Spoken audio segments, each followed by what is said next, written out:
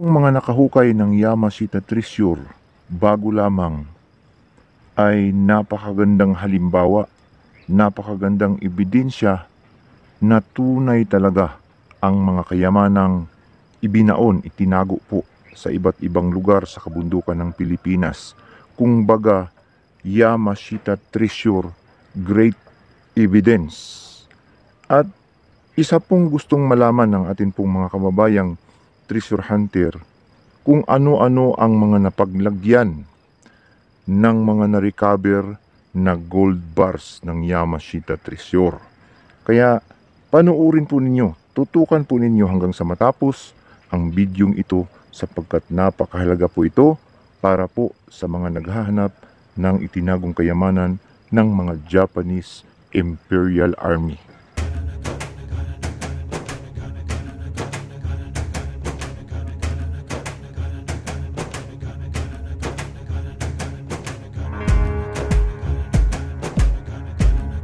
Mga gamit bro. Mga ganito palang pro mortal ba tawag ito? Yan. Mortal. 6 na pera. Ganito ang legit na. Yan ang legit na kita ni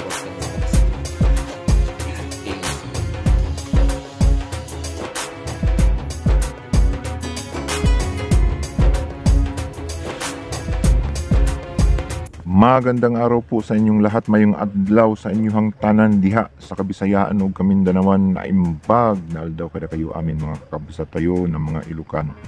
Assalamualaikum warahmatullahi ta'ala wa barakatuh. Luzon, Visayas, Mindanao, tayo na naman po ay magbabalik sa isa na naman pong napakagandang topic tungkol po sa mga kayamanan, tungkol sa mga Yamashita Treasure na natagpuan, na-recover, at ang isang malaking katanungan kung ano ang mga pinagbabalutan o napaglagyan ng mga gold bars ng Yamashita Treasure.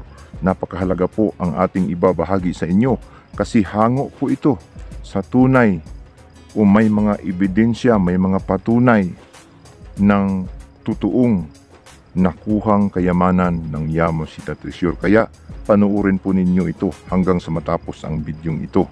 Pero bago yan, tayo po muna ay magpapasalamat sa lahat po ng ating mga tagapanood, mga subscribers, buzzers, haters, no? Maraming salamat po sa patuloy po ninyong pagkomento, panonood sa akin pong mga videos. At sa lahat po ng hindi pa nakapag-subscribe, pakipindot na lamang po ang subscribe button sa ibaba at ang notification bell para updated po kayo sa mga susunod kong i-upload, no? At bilang suporta po sa akin channel.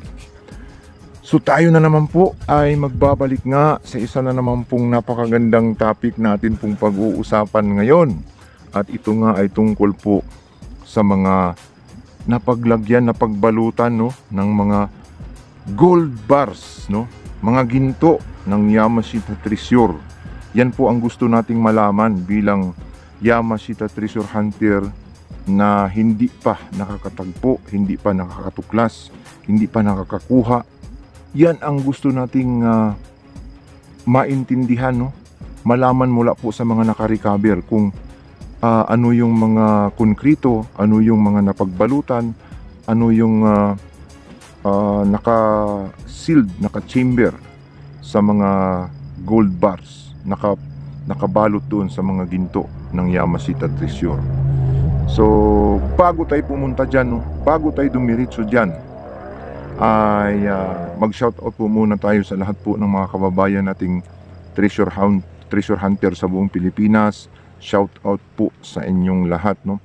Mapa nasa Luzon o mapa nasa Visayas, mapa nasa Mindanao, ay tayo po ay bumabati sa inyo na sana ay nasa mabuti kayong kalagayan. So tumbok po tayo, dire-diretso po tayo sa ating topic, no?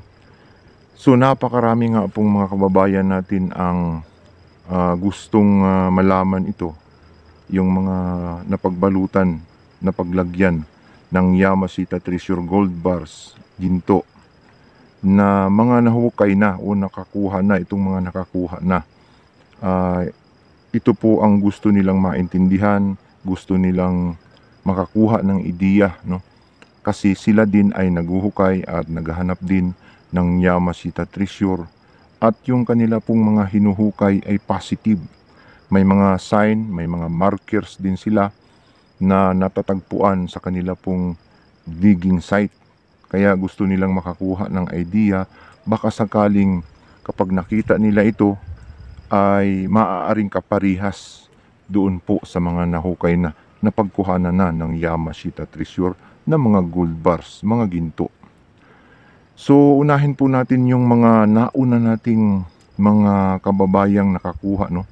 Way back 2021, no? Nung bago pa lang tayong nagbablog ay mayroon ng nakakahukay na atin pong nakakachat.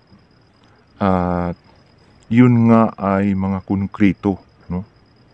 Konkrito na parang puti na yellowish, no? Para siyang white na may pagka-yellowish. Yung konkrito na napagkuhanan nila ng ilang pirasong gold bars. Although wala naman silang sinabi kung ilang piraso, pero nakita natin na para itong cascade, no? Parang kabaong na simento, no? Ganun din halos kalaki. Mayroon din namang napagkuhanan na para siyang square, no? Hindi siya parang kabaong, square na konkrito. Pero bukod diyan sa mga konkritong yan, ang pinakamaganda nating nakita ay ito pong nahukay ngayon. Ito pong nahukay sa Luzon Island, sa kabundukan po ng Luzon. Bago talaga ito, ngayon lang talaga ito. At ito nga po ay konkrito din, no? At yung konkrito ay makikita natin na para siyang kwadradong nakaumbok, no?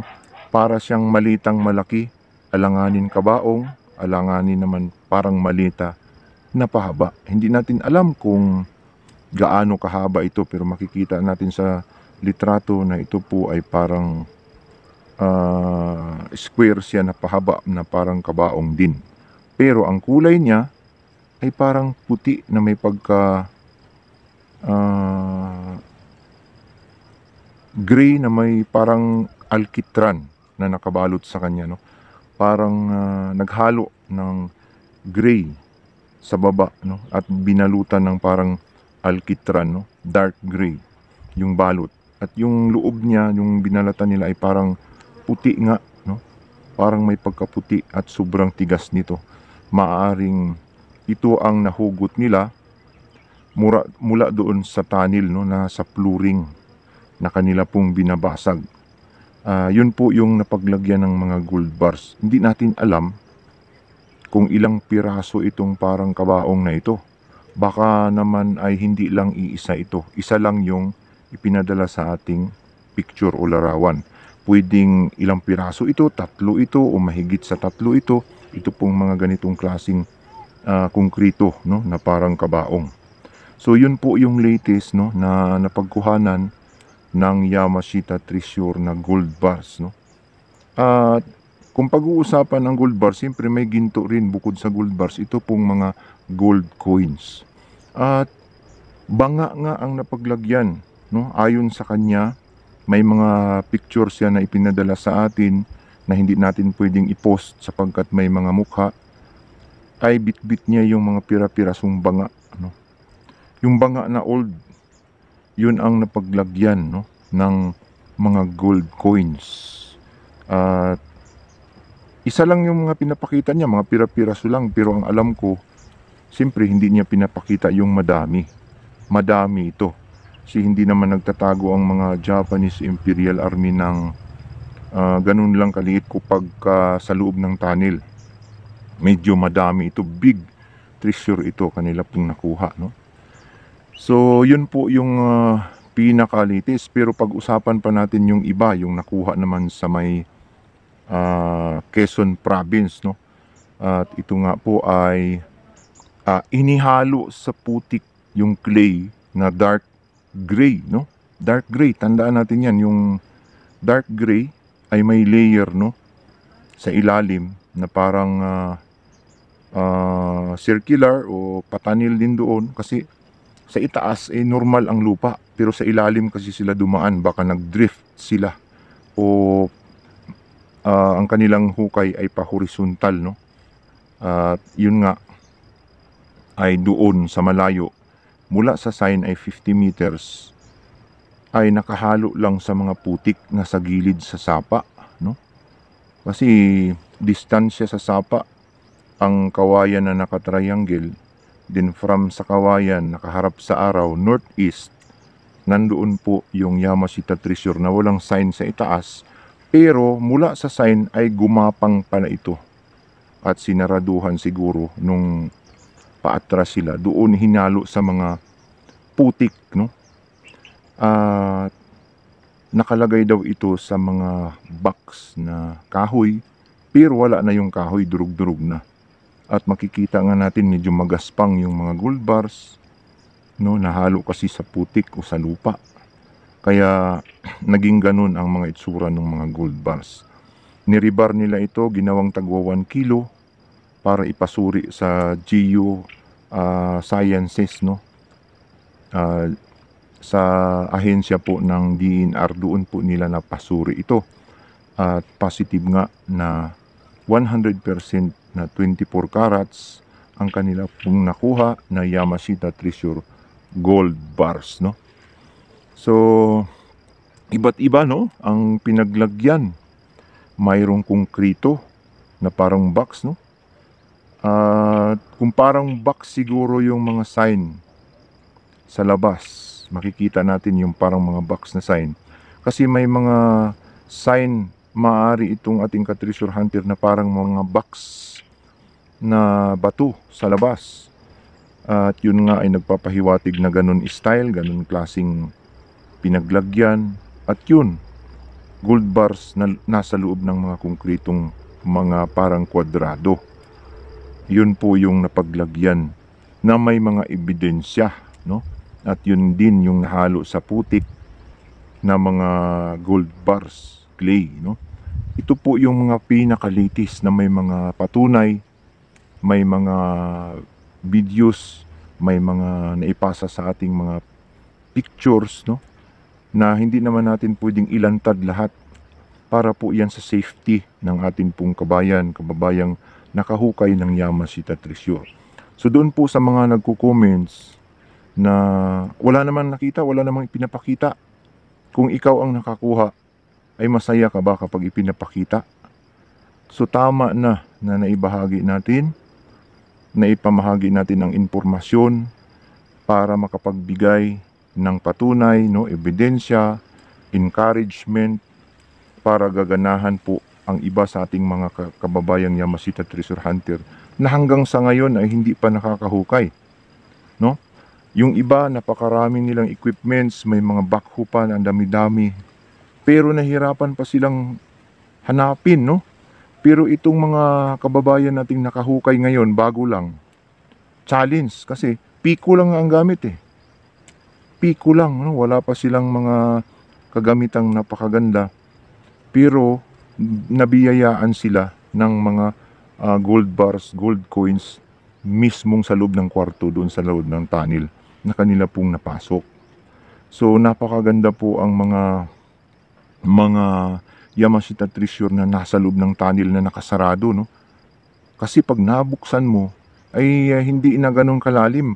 Maghuhukay-hukay ka lang doon sa sahig, sa flooring, sa gilid, sa dulo, no, sa dead end, sa pintuan, no? Doon lang tutuktukin mo lang yung mga flooring na matigas doon at posibleng may space doon sa ilalim na kanila pong ginawa, may kwarto sa ilalim, ay naroon na ang Yamashita Treasure. Hindi kagaya nung close, no, mga close vertical tunnels na pailalim, sa ang dami-dami pang lalagusan sa ilalim, ay napakahirap pang tuklasin at posibleng mauubos pa ang budget ng atin pong mga kababayang nagpipinance o financier dyan po sa paghahanap ng itinagong kayamanan ng Yamashita Treasure.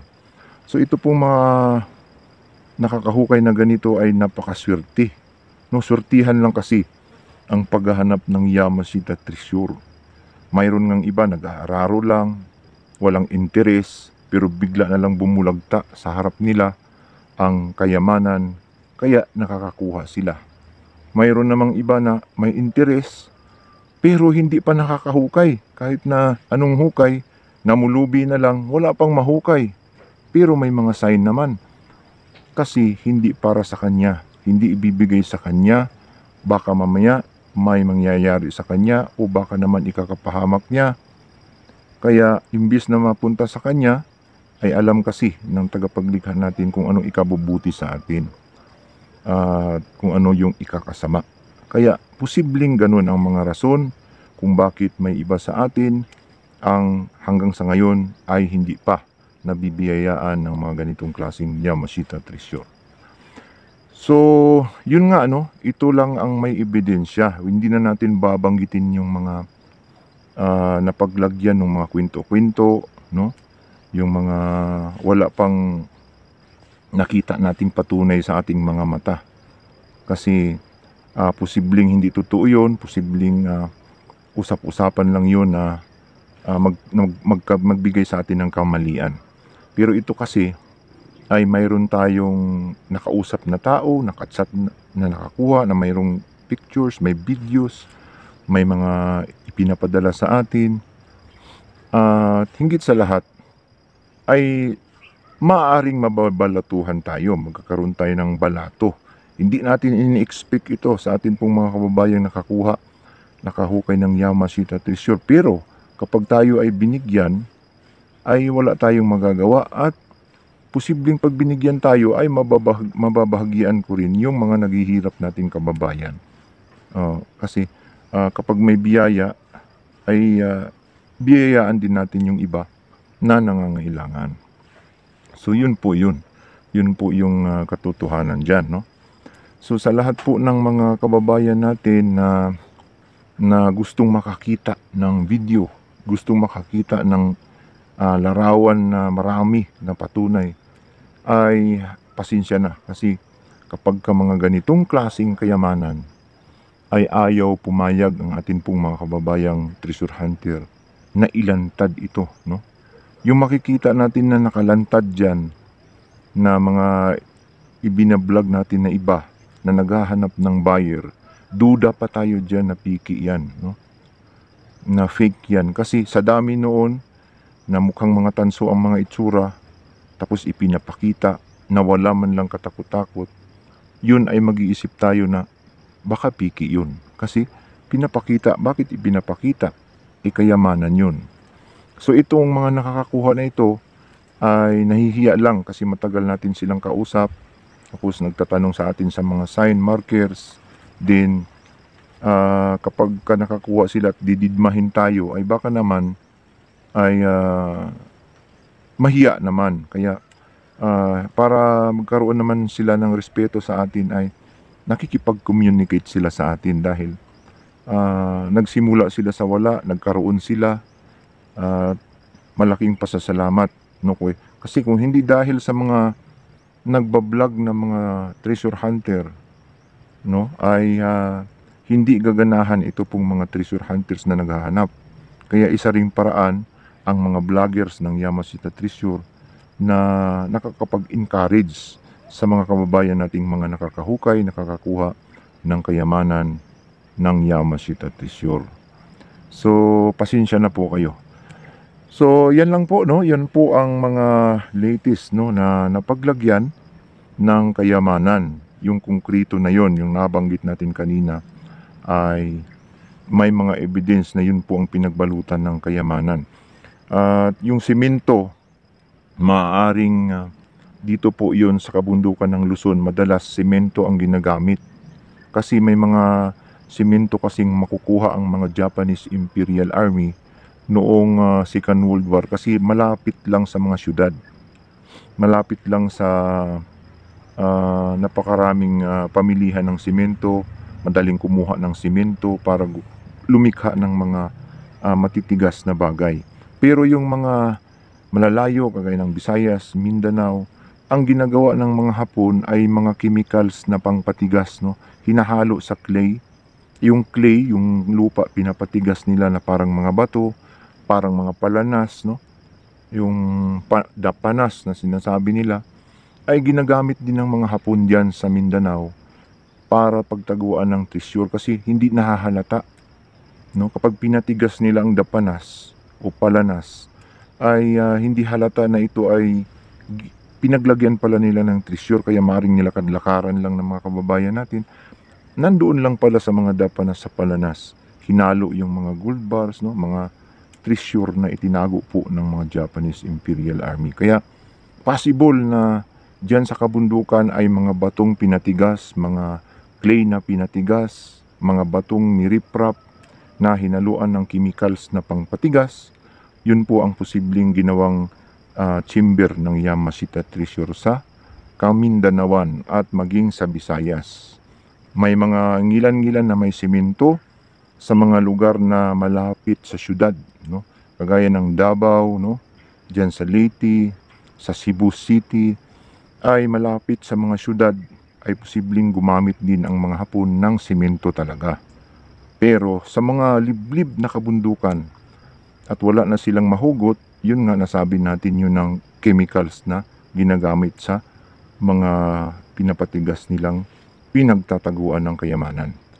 So malinaw po, no, ang mga pinagbabalutan kanina ay nabanggit natin. Yun pong mga konkreto na yun. Sana po ay nalinawan kayo, nalinawan tayo, nagkaroon tayo ng idea doon po sa mga pinaglagyan ng kayamanan na latest lang na may mga patunay na ito ay nakuhanan ng kayamanan ng Yamashita Treasure. So hanggang dito na lamang po. Sana po ay mayroon na naman tayong napulot na aral dito po sa ating naibahagi sa inyo. At kung mayroon po tayong pagkakamali, tayo po ay humihingi sa inyo ng paumanhin sapagkat tayo po ay tao lamang. Hanggang sa susunod, ito po ang inyong ka-treasure hunter nagsasabing kapag tayo po ay naghahanap, tiyak na tayo po ay makakahanap.